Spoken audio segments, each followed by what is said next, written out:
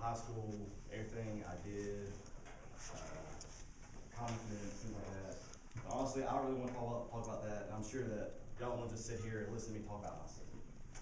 So I began thinking about what is an interesting story that I can talk about that I have experienced that would be funny and that you can probably get something out of.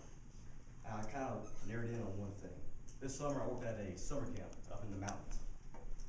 So 2 months with about 40 other guys who I was working with each week.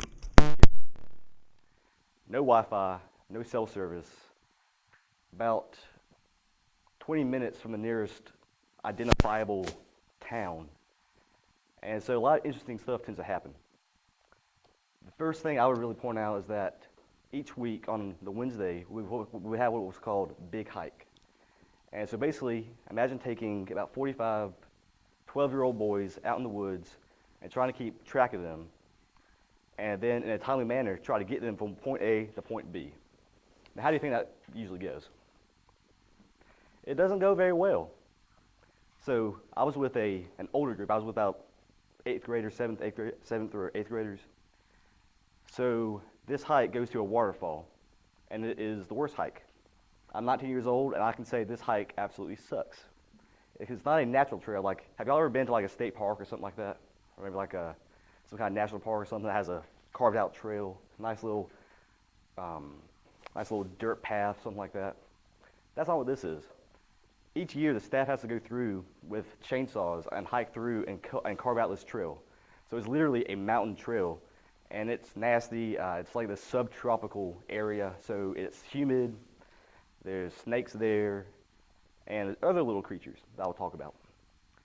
So as I was saying, let's say there's about 45 people trying to keep track of these guys. What do 8th grade boys do when they're walking through the woods? Are they in a straight line, being all gentle with nature and tender?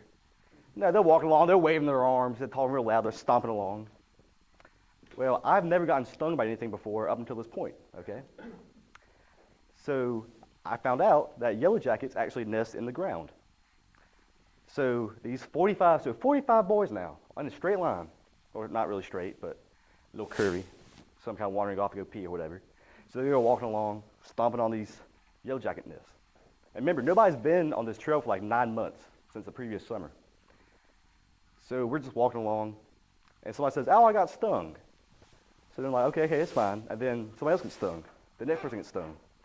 There was a swarm of yellow jackets within about I guess it's about like 100 feet or whatever.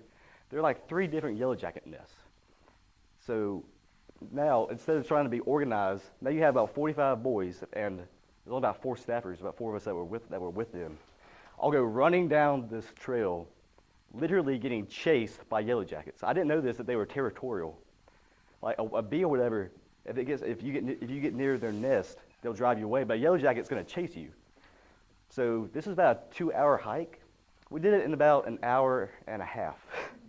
We were literally running down the trail. People were tripping, they were stumbling, getting covered with mud. Just not really a very pleasant experience, okay? And this is just week 1. So when we actually finally crawl out of the woods, because that's another thing. If we took a different path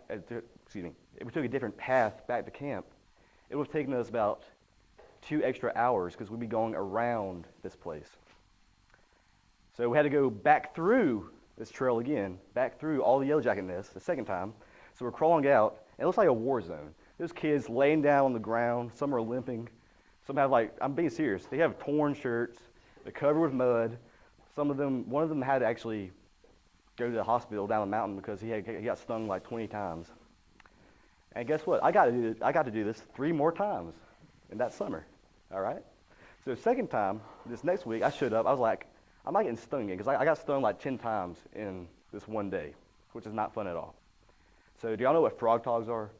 It's basically like a full body rain jacket.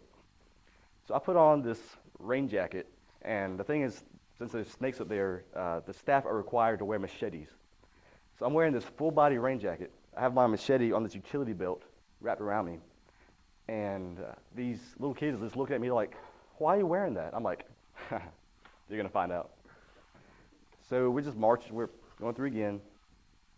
go through the same yellow jacket nest, and I'm fine this time because I'm completely covered in this nylon suit, which is burning up. I was not, and that was almost worse than getting stung because I was just sweating so badly.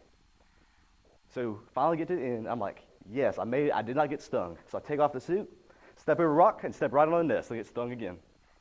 So I just marched like two hours through the woods, dying in this sweatsuit to not get stung, and I end up getting stung again. And do this a third time. And the third time was the worst, because this time the kids just stop in the middle of the path and start screaming, "I'm getting stung!"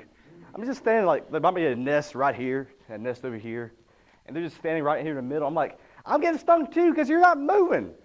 So then you try to drag them into this creek to go around it, and then one stung me under the eye, like literally right under the eye. So I'm standing there in the creek, and the kids are screaming, and we finally push them through, and that is a very tiring experience, okay? So the point that I learned about this, because this sucked. I'll be honest, this really sucked.